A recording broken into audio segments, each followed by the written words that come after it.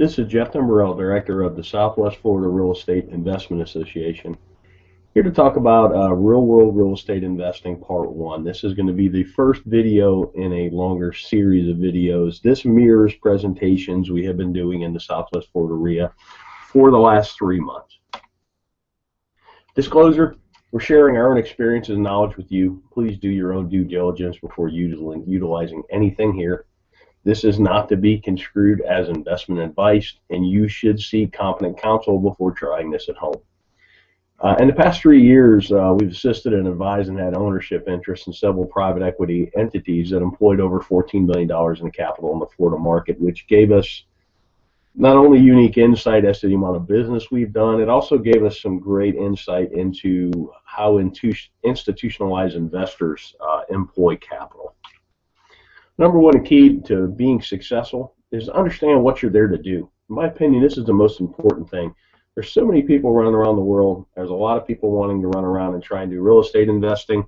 They take courses, they read books, they go to meetings, but they really don't know what they're there to do. They really haven't spent that critical time understanding what you're here to do, what's your mission, what's your goals. I mean, without having any goals, it's hard to achieve any goals, if that makes any sense. From our experience, the clearer the plan you have, you will be able to operate with a margin of safety. And that's the key word in this business, a margin of safety, because the ones that survive, last, and grow true wealth are the ones that don't make mistakes or make mistakes that you can recover from. Investing in real estate. Investment is the purchase of an asset or an item with the hope that it will generate income or appreciate in the future and be sold at a higher price. Keyword, the future for investing. So what does that mean? The act of committing capital to an endeavor with the expectation of obtaining an additional income and or profit. That's what investing is. Something I've learned over the years is kind of like a narrative. It's a why in the road when you're talking to somebody that's in real estate. Are they a trader or are they an investor? Investors buy and hold. They get a return from the assets they own. Traders wholesale. Traders fix and flip. Nothing wrong with it. I do it. I've done it in the past. I'm trying to do it again today. I'm doing a marketing campaign as we speak, looking for contracts to wholesale. With that said, it's two different narratives and even two different valuation processes, investor versus trader. You need to recognize the difference between the two. Basic questions for an investor. How much capital are you employing? What's your desired rate of return? When are you going to need this capital back? And then what's your risk tolerance? Those four questions are how you determine what you're there to do. Then we'll talk about capital. There's an opportunity cost of capital, and particularly when you're raising capital, which I've been part of some private equity raises, you really need to understand what other opportunities are out there for investors, because generally why would you buy a piece of real estate that pays you 2% a year with all the headaches associated with that, when you could, if you could at the same time own a CD at 5 with none of the headaches. Give you a chart on 10-year T-bills, talk about opportunity cost. You can really see the recession, the Lehman Brothers crash really killed yields, but it's killed yields no matter what. I mean, pretty much at the time I'm talking about this, yields for a 10-year T-bill are bouncing between 2.6 and 2.8%. That's a terrible yield, particularly with the amount of money they're printing.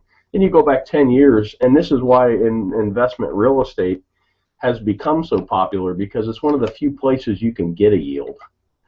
Here's CD rates from 1984 on, and if you notice, about early 2000s, everybody got excited about real estate, and that's because the CD rates of return just continued to go down. So right now, my God, on a 1-year CD, you're getting not even 1%. That makes real estate attractive, and that's something to watch as well. As CD rates and other rates on financial instruments go up, real estate may not appear as sexy, particularly to an investor who bought in the valley and bought right and has quite a bit of gain on the table.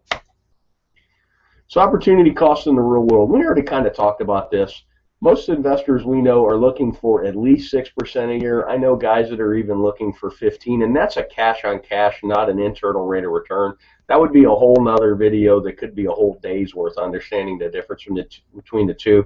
But what here I'm talking about is a yearly cash on cash return. And you got to be mindful of unrealistic expectations. I've seen people that have pitched 30% returns, and I've seen investors that are looking for 30% returns. And it's really hard to do. There's a lot of randomness and a lot of happenstance, and you're going to lose a lot more than you're going to win when you're dialing up those kind of deals.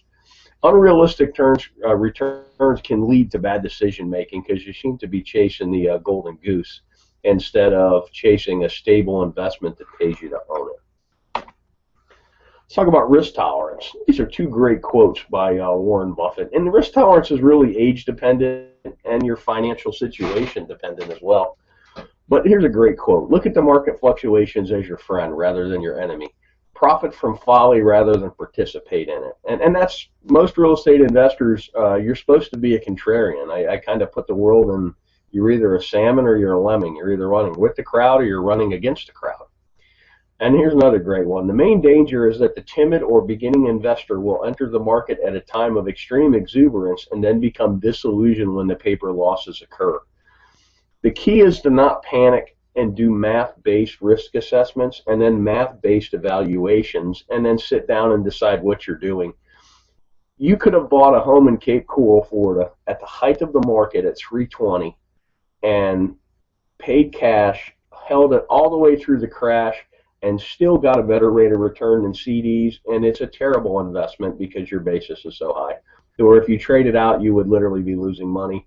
But it's sad but you actually would have outperformed the CD, and that's kind of a interesting thing. We did some case studies of people that had bought at the top and had they held and if they had mortgages, and I think that video is on our YouTube channel as well.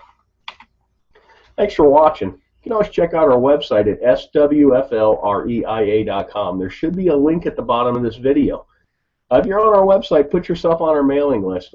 We send out a lot of foreclosure information. We send out our meeting notices, and we also from time to time send out information like this. I hope this information is useful to you, and make it a great day.